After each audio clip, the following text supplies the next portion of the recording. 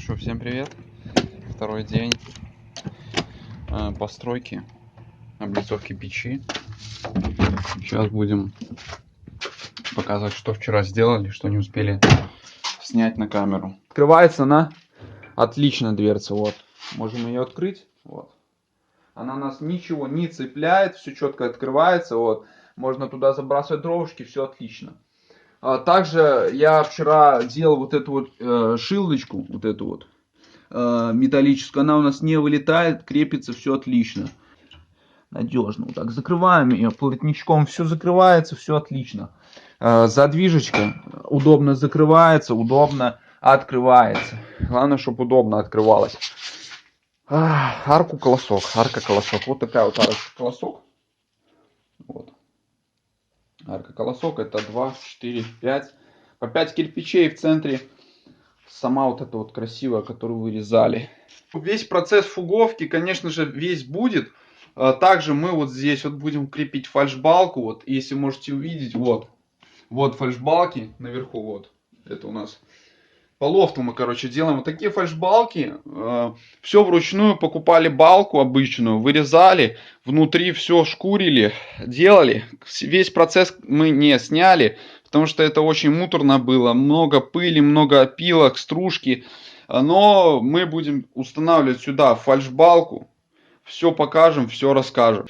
Закрепим здесь вот нашу фальшбалку. Вот здесь фальшбалочка будет, вот такая вот с выступами. И также фальшбалка будет заходить сюда. Посмотрим, как все будет.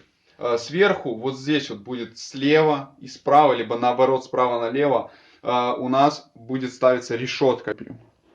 Ну, в принципе, второй день, все отлично. Выложили, получается, 12 рядов от столешки. И, в принципе, снизу дровник оставили и 6 рядов с выдвинутыми рядами кирпича вот эти вверх. В принципе, красиво получилось, не спорю. Так что не пропускайте, смотрите дальнейшие ролики об облицовке данной печи, камина. И следующий день мы будем продолжать дальше монтировать фальшбалку, устанавливать вентиляционные решетки. И смотрите, не пропускайте. Следующим этапом мы, конечно же, обработаем нашу балку. Для начала нужно определиться с длиной балки, которая будет висеть на камине. После определения длины мы, конечно же, ее отрезаем. После отрезания, конечно же, мы ее шлифуем, убираем все изъяны, делаем, конечно же, края закругленные. Некоторые делают насечки топором для того, чтобы выглядела балка старее, но в данном случае мы этого не делали. После зашлифовки мы, конечно же, начинаем старить нашей газовой горелкой. Проходим по всей поверхности нашей горелкой, чтобы на поверхности нашей балки образовывались красные угольки. После высыхания можно спокойно и легко чистить данные угольки обычной металлической щеткой, либо купить насадку для болгарки, для броширования. После броширования, конечно же, мы покрываем данную балку биотонером. Некоторые покрывают сразу лаком, не парясь, и, конечно же, ее сразу же вешают на камин. Но в нашем случае мы покрываем биотонером. Биотонер сохнет 1 час. На видео можете заметить, балка более такая темная, черного цвета. После высыхания, конечно же, балка будет выглядеть светлее. После того, как мы все сделали, и сразу же, конечно же, мы ставим на сушку балку. Сушка приблизительно час-два, и на следующий день можно приступать уже к монтажу балки.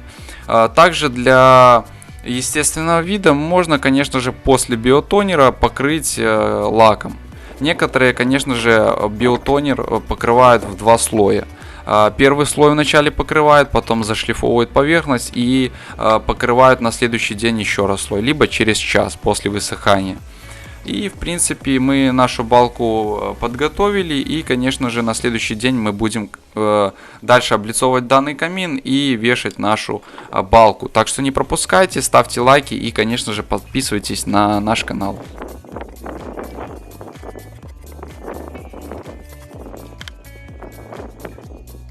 Следующим этапом, конечно же, нам нужно покрасить данную балку. Чтобы не ошибиться с цветом, выберите небольшую балку, отрежьте небольшой кусочек и состарьте ее. Вначале горелкой, потом заброшируйте и кисточкой удалите грязную пыль с вашей балки.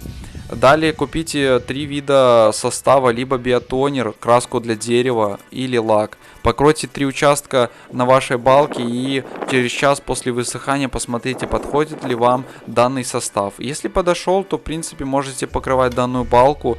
Биотонером можно покрывать 2 раза. Первый раз покрываете биотонером, потом зашлифовываете и следующий слой уже будет финальный. После финального слоя можно уже покрыть лаком. Ну, кому как. В данном случае мы не покрывали лаком. Просто прошлись биотонером и, в принципе, после высыхания нам понравился данный цвет.